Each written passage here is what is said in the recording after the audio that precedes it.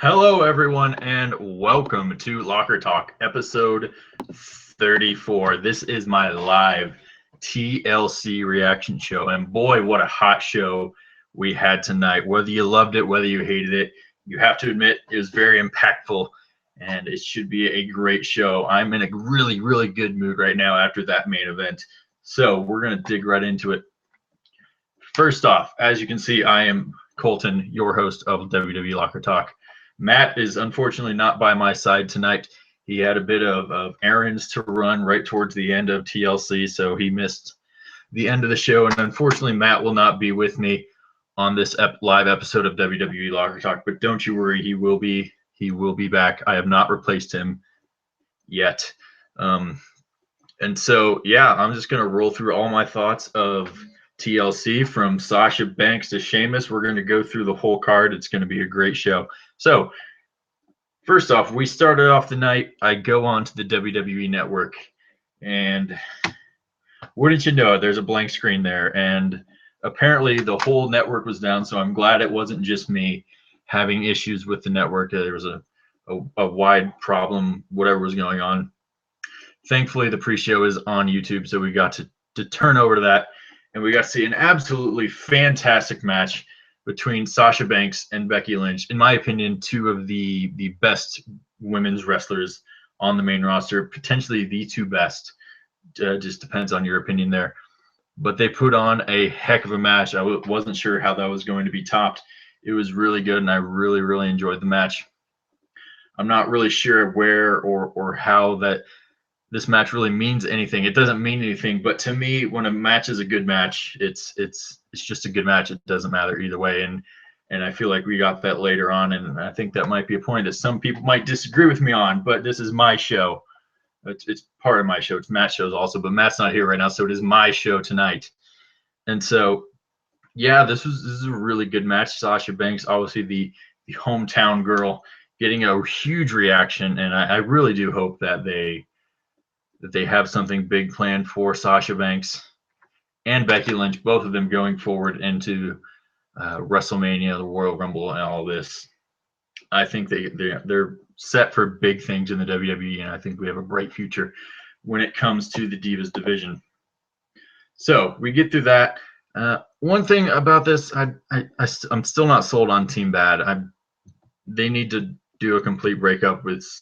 It's kind of in a way falling apart and being broken apart at the same time, with Nikki Bella being out and just Brie and Alicia Fox being on Team Bella and PCB breaking up and all this other stupid stuff that doesn't really matter, when really we just want to see great wrestling matches like we saw tonight. So that was a really fun match that I enjoyed.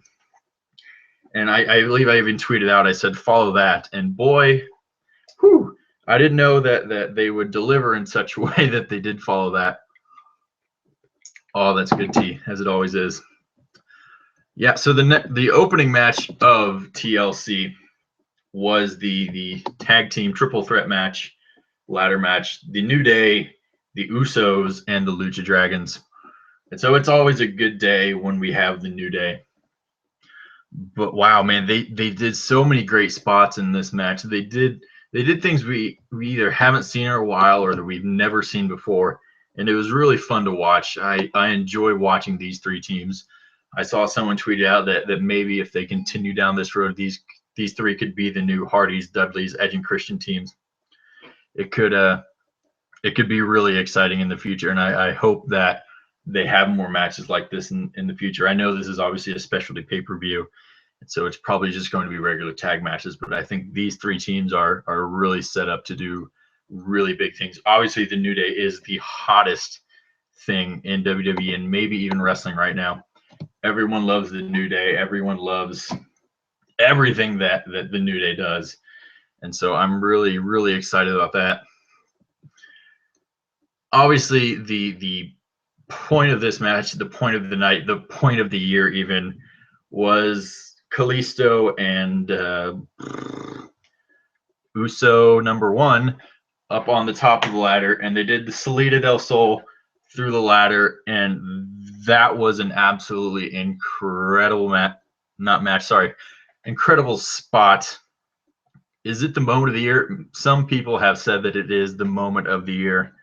And speaking of moment of the year, if you would like to get your moment of the year, superstar of the year, diva of the year, match of the year, pay-per-view of the year, all those superlatives for our Locker Talks award show, make sure you get those.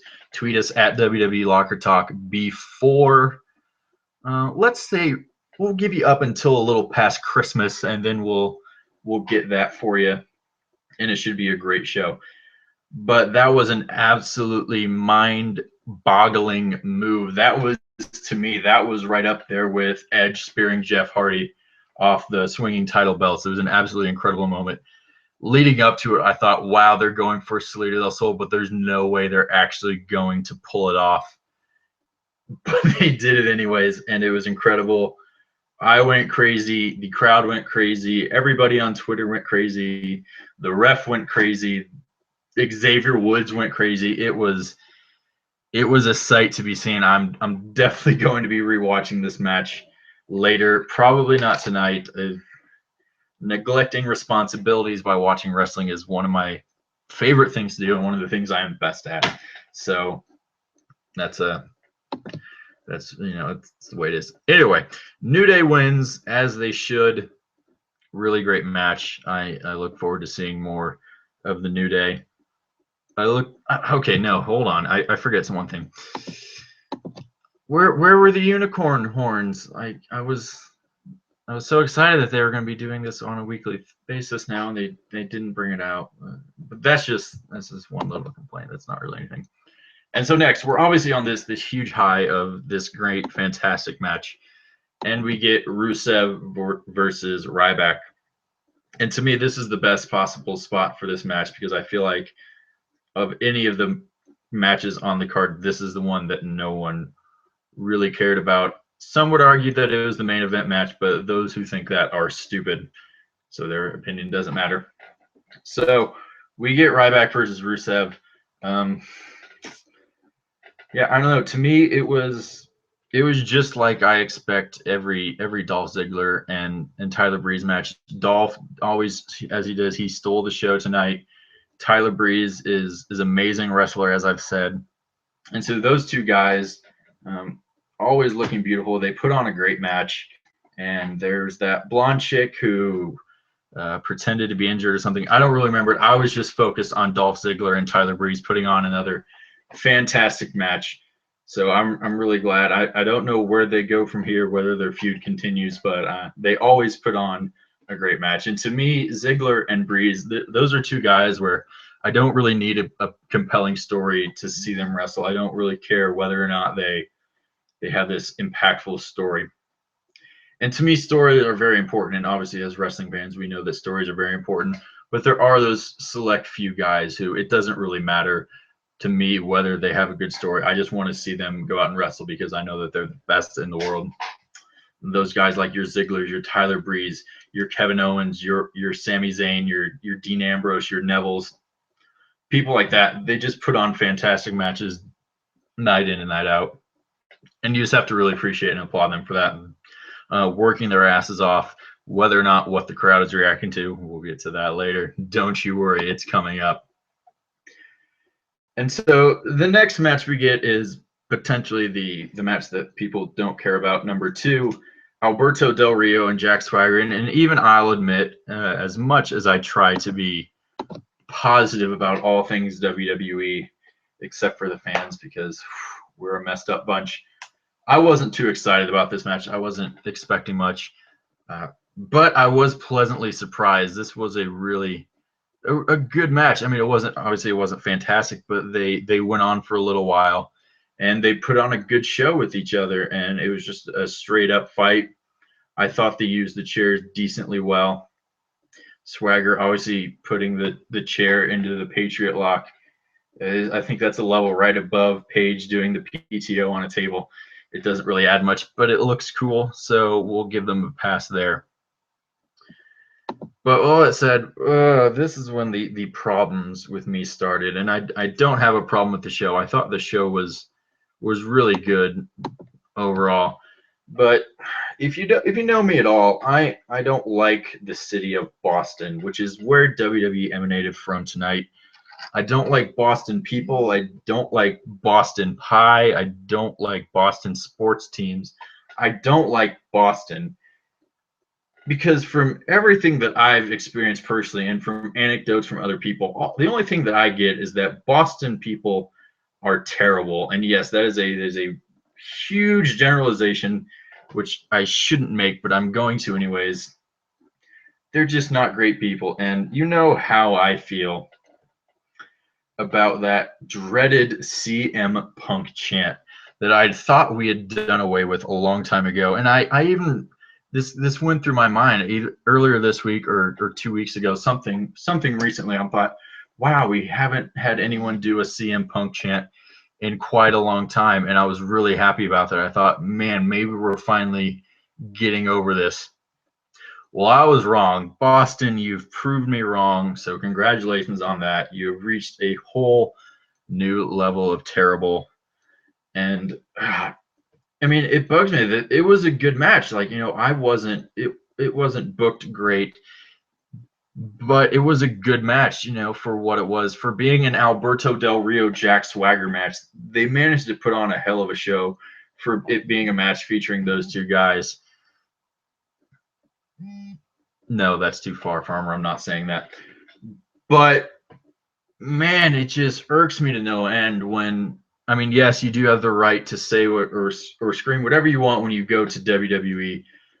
But when the two guys in the ring are busting their asses, as Del Rio and Swagger were, and later Sheamus and Reigns were, man, they're putting their asses on the line for you, and they deserve a lot more respect than they got. And so I'm a little upset with that.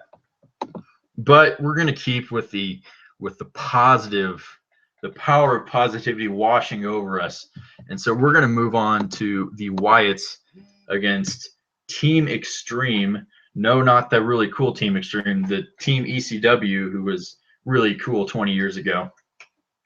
But this match, I thought, had a really good chance to also steal the show, just in the fact that it was an elimination tables match. I don't remember the last time we saw an elimination tables match, but I thought this match lived up to the hype. For once, I legitimately thought the Wyatts had a good chance of winning, just because it wouldn't be that big of really a big of a thing for them to beat the Dudleys and Tommy Dreamer and Rhino. It's not like they were facing the great Roman Reigns or the great Undertaker. Those people who they arguably should have wins against, but we're not going to get into that.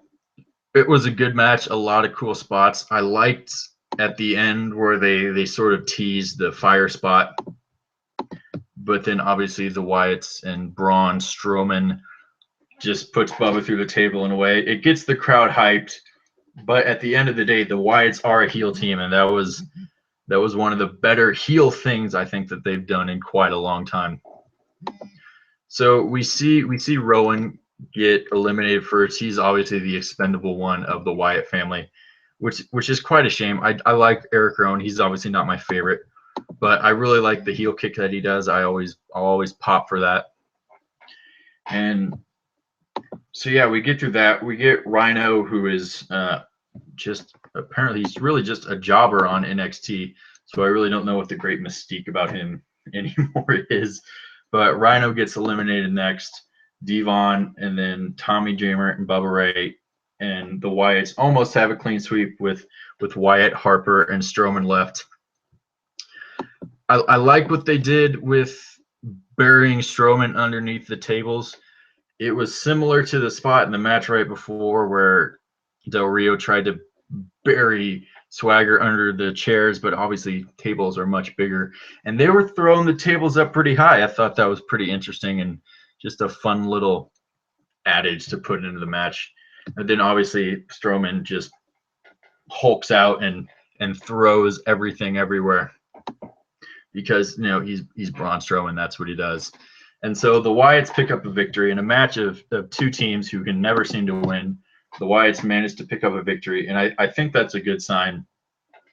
I think the Wyatts will be on a positive train to the top. I don't necessarily, maybe the middle top, you know what I mean, to where they hopefully should be facing, once again, bigger and better opponents and hopefully getting some victories. I'm obviously I feel like people think the Wyatts need to win all the time. They definitely don't need to win. They still have that mystique about them. Somehow, even when they always seem to lose, they're still incredibly over and they're still incredibly potent. They're kind of like Dean Ambrose, except 4 of them. We'll get to that match a little later. And by a little later, I mean right now. Next match, Dean Ambrose and Kevin Owens for the Intercontinental Championship. And to me, this match is what kind of set the tone for the entire card for me. On paper, Kevin Owens against Dean Ambrose should easily be the match of the night. It should be the match that all other matches want to live up to. But I thought with the tag team title match and the table elimination match that there was a good chance that this might not be the match of the night. And to me, that demonstrated that this was a strong card. I know a lot of people didn't feel that way. But to me, if going into it and you think, wow, Kevin Owens and Dean Ambrose might not be the best match, you've got a pretty good show coming up. And this match was really good, but like I said, I don't think it stole the show. It might have been the most surprising thing of the night. Dean Ambrose picks up the victory against Kevin Owens. I am heartbroken Kevin Owens didn't pick up the victory, but they put on a heck of a match. Incredibly well booked. You can't get much better than these two guys. They know their craft. They've honed their craft over many years, and they go out there and put on an incredible show for the next, forever, I guess, if you want to say it. Just thinking, I just had this thought during the match. Well, I had 2 thoughts. One, I hope and assume that the Dean Ambrose winning means that Michael Cole gets replaced by a fish tank. And 2, I think it would be really fun for Kevin Owens to keep being a heel, but explain away the loss. Tomorrow night on Raw comes on and said, "Oh, I never signed that contract. That wasn't a real lawyer." Just something like that could help keep the rivalry going, if that's the direction they want to go. If they want to take it some other way, that's just fine too. But I think that could be a really good way to keep it going. I don't think they do that very much anymore. You just kind of have whoever loses, they just lost, and they don't ever really explain it away or anything to that extent. But this is a great match. I love Dean Ambrose to death, but obviously Kevin Owens is my boy, and it just seems I can't have anything going my way this weekend. Tar Heels lost, the Colts got murdered, Kevin Owens lost his title. I lost all of my notes when my computer decided to restart randomly today, so hopefully it doesn't do that during this show again. So it should be a fun time. But once again, we're staying positive, folks. Remember, that's the key, the power of positivity. And so next we get the Divas Championship match between Charlotte and Paige. Now, this match was good. It was confusing. It was Ric Flair. It was a lot of things, but I enjoyed it. I enjoyed it a lot. And they obviously seem to slowly be turning Charlotte into a heel, but tonight it seemed they kind of ramped that up. I don't know what that is. They kind of ramped it up to the next level. She is full on Ric Flair heel mode right now, and it's good. And I've said it over and over again. I don't need to see Ric Flair out here doing this, being Ric Flair helping Charlotte out. I think Charlotte can do it on her own. We've seen her do it before. She's great. She has a lot of talent. Her mic skills aren't great, but that can be easily be covered up. That's an important thing about wrestling. If somebody has a fault, it needs to be covered up. And I think that's one of the problems that WWE is having right now. But we'll get to that at some point in the future, unless they completely change things around, and it's amazing. But where was I going with this? Yes, Charlotte versus Paige. So Charlotte comes out and she's acting all heelish, and Paige comes out and she's acting all heelish as well. But the crowd went strongly for Paige and against Charlotte. I'm not sure why. It could just be because Boston's crazy. But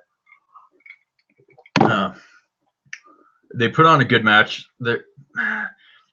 There were some spots that, if obviously you watched it, some of the spots were botched. I kind of just mashed the words together there. But really, they tried a few things. Charlotte tried the kind of crossbody thing off the top rope, which didn't go perfectly. It didn't make sense at all for Paige to go for the rampage right next to old dirtiest player in the game. I feel like she should be smarter than that. But they put on a good match, and I like seeing Charlotte as a heel. As I've said before, the whole Star's daughter, this whole thing that she did in NXT, where she is genetically superior, and she went out there and she said she was genetically superior because she's Ric Flair's daughter. They didn't really shove that down our throats, but you knew that she was Flair's daughter in the fact that she was genetically superior. And so she went out every night and she beat people because she was genetically superior, and she would shove that fact down people's throats. They didn't shove the Flair factor down the throats. They shoved the genetically superior factor down people's throats, which is what a good heel is and what a good heel does. It's that I'm better than you because of this. And I think that worked really well in NXT, and I think it'll work great on the main roster. You know, I do like what they're doing with Flair, but I really don't need old Nate being a creep or just doing Ric Flair things. I'm not a big fan of Ric Flair anymore. I used to, but just kind of, it's kind of those things where you don't say you meet your celebrity, but like you learn more about them and think, wow, this guy's maybe not the greatest person in the world. But that's neither here nor there. And then so obviously Becky Lynch in the back, she still seems to kind of be playing the naive kind of, hey, yeah, you're my best friend, but you're kind of being a terrible person kind of thing. And so to me, really, I'm not sure, is Becky Lynch the really only true babyface on the main roster now? Because, the Bellas are, God knows what they are. And Team Bad is heel, and Charlotte is a heel, and Paige is a heel. And that really only leaves Becky as the babyface. And I think that could work great. I think you guys know I love Becky Lynch. She's one of my top 2 favorite female wrestlers in WWE in wrestling, period. And so I hope for great things for her. But yeah, I'm interested to see where they go. I don't know whether they're going to stick with Charlotte and Paige, whether they're going to go to Charlotte and Becky Lynch. Everybody wants Sasha. There's a lot of things that they could do here. And I take that as a positive thing, that the WWE can go many different ways. And you gotta have faith. This is a very positive, preachy kind of episode. But I'm excited to go. I'm gonna give WWE the benefit of the doubt. And if worse comes to worse, there's everyone is putting on great matches. Like everybody is crapping on WWE, but the fact is that the stars go out there and they do what they're supposed to do, and they put on great matches, and I'm thankful for that. And so, speaking of superstars putting on great matches, the next match, the main event, the World Heavyweight title, Sheamus against Roman Reigns. Apparently, nobody was stoked for this match. I was stoked for this match. You know why? Because I said from the get-go, this is going to be a hard-hitting, badass match where they're just going to beat the living hell out of each other. And from the first second, that is exactly what they did. That first hit, wow, absolutely amazing. Sheamus just took an absolute shot from Reigns. And they just kept going from there. They just piled on more and more violence and anger. And to me, yes, this match, it was not booked very well. And a lot of people don't care about Sheamus, and a lot of people don't care about Roman Reigns. But if they go out and they put on a hell of a match, it's still a hell of a match, regardless of what your negative opinions are about the match. And so to me, it is just a real shame, because what I watched tonight was a phenomenal, hard-hitting match between Sheamus and Roman Reigns, and the crowd absolutely shit on everything that they did. These two guys put their bodies on the line like crazy, and the crowd did not give a damn about it. And that's a shame. You know, there were so many really cool spots in that match. The white noise onto the table, Reigns throwing Sheamus through the chairs and through the tables and through the ladders up on top of the stage, which was really cool. And they just kept hitting each other, and they were working stiff, and they were just beating up on each other and just doling out as much pain as possible. Yet, for whatever ungodly reason, I don't know what it is with people where they decide what they're going to think about a match or about a guy before the match even takes place. So everyone's saying, oh, this match just sucks. And why is this match happening? And I'm thinking, the bell rang a minute and a half ago. How are you shitting on this match when it just started? Like you can't make a determination on the match that early. And they put on a hell of a match. That, to me, that was one of the better main events we've seen in quite a while. And it went on for, I think, 24, 25 minutes of just these guys beating the living hell out of each other. And it was a lot of fun. I had a heck of a good time watching it. I mean, I'm a fan of Roman Reigns. Yes, I understand that he has some issues. He's not the best on the microphone, but like I said, it's the ability to hide one's faults. Reigns isn't a great talker. Don't put him out there for 10 minutes and make him talk and make up some stupid stuff about tater tots. Don't make him spew every single word that Vince McMahon tells him to say. That little shot we got earlier in the night with Reigns and Ambrose was really good. I thought Reigns looked like a star there. He said all the right things. His mannerisms were perfect. And I want to see more of that Roman Reigns. But what I really want to see is more of post-match Roman Reigns. We'll get to that. The finish, I thought, was really good. It's been a long time since we've had a dominating faction in WWE. And the whole idea of a faction, obviously, is to make sure that whoever of that faction is in the match is to make sure that they win. And that's what they did. That's what Rusev did. That's what Del Rio did. No idea where Wade Barrett is. Maybe we should get that hashtag trending. Hashtag where is Barrett? Kind of like where is Trent Beretta? Same thing, close. Where is Axel? Who knows? He's still in the Royal Rumble. We'll get that figured out. But they came out and Reigns fights against them, and he almost gets the job done, but not quite. The League of Nations keeps Reigns down, and Sheamus gets the victory. And that is the perfect use of what a heel faction should be. I really like that. Obviously, this is not going to settle well with Mr. Reigns, and his reaction was the best thing they have done with Roman Reigns since the forming of the Shield. Why aren't wrestlers pissed off more than they are? That doesn't make sense to me. The whole idea of this genre is that we have an issue with each other, so we're going to go into the ring and we're going to beat each other up because I don't like you, you don't like me. So why aren't wrestlers more pissed off than they seem to be?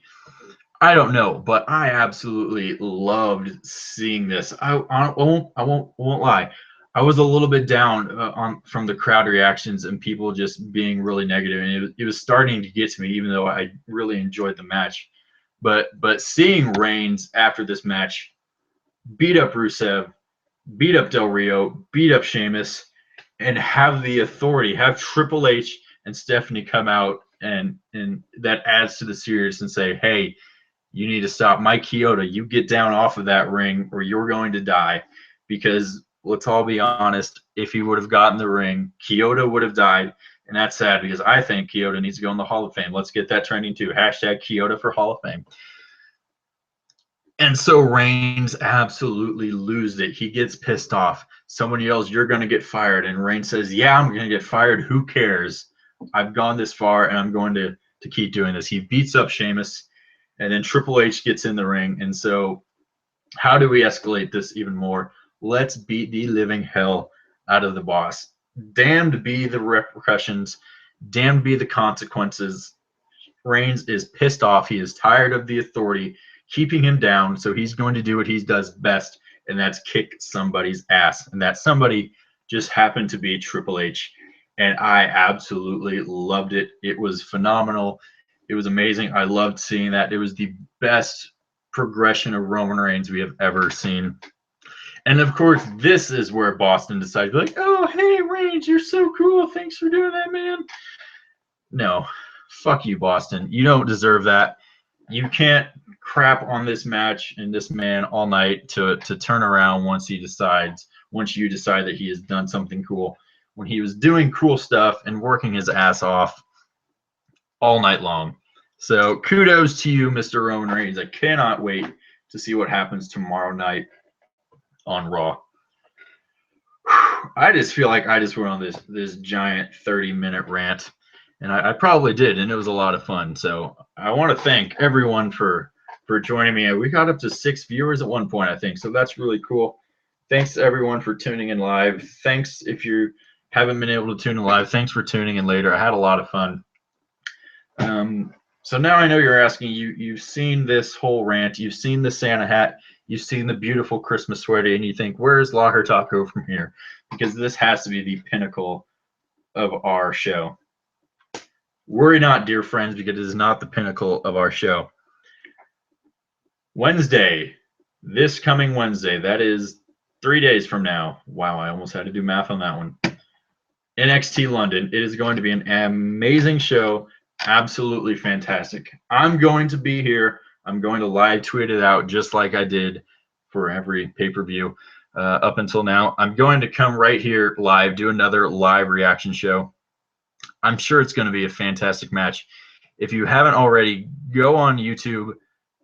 Nice little plug here. Go look RTM Wrestling if you haven't already followed them. They went to NXT Blackpool today, and they have a few videos up of some live reactions from NXT, just from the crowd reactions for Bayley and Finn Balor and Gable and Jordan, just all this really cool stuff. And so that made me really, really hyped for NXT London because, one, NXT fans are crazy, British fans are crazy, and so you add them together, it's going to be a phenomenal show. And so NXT London TakeOver, it is at 3 o'clock Eastern Time, 2 p.m. Central, where I'm at. And so I'm really excited for this. My last final gets over at noon on Wednesday, so this is going to be a great way to unwind from another long semester of school. And we're going to have a great show. So we're going to have that. After that, like I mentioned earlier, we're going to do our Locker Talk end of the year superlative show. We're going to give all of our thoughts, Matt and myself. We're going to be here. It might be live. It might not be live. We'll just have to wait and see. But we're going to give you our thoughts on Match of the Year, Superstar of the Year, Woman of the Year, Feud of the Year, Microphone of the Year, the Kevin Owens Award, all this other great stuff for our thoughts on WWE in 2015. And we want to hear your thoughts. So why don't you send us a tweet at wwelockertalk on Twitter and send us your thoughts on all of your favorite moments and favorite superstars from 2015. We will read them out on that show, and it'll be a fantastic time. So with all that, I think it is time to wrap up. It's been another fantastic show. It's been another fantastic pay-per-view, and I thank you all once again for joining me. I am Koltyn, your host. I wish you all a very Merry Christmas, a Happy Holidays. I don't know if Hanukkah's over yet or not. I'm sorry, I don't keep up with that. But if it's not, Happy Hanukkah as well. Whatever you may celebrate. But most importantly, Merry Christmas. I will see you this coming Wednesday for the next live WWE Locker Talk. Thank you and have a fantastic night.